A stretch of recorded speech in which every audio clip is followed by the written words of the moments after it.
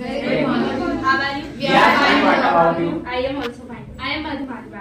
I would like to share my thoughts with you on an important topic: Clean India, Green India. Cleanliness is golden, said Mahatma Gandhi.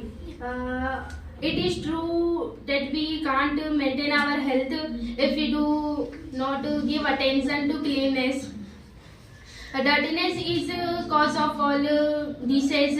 We throw deposits here and there, as well as other waste materials. Cleanliness is the good habit. This habit cultivated by all on 2 October 2014. Our Prime Minister declared it is a national level campaign. The purpose of this campaign is to clean the old towns and all village to India. Clean India, Green India are the two sides of a one coin. The calculation from goals and objectives, Clean India, Green India, to make our country a better place of live in.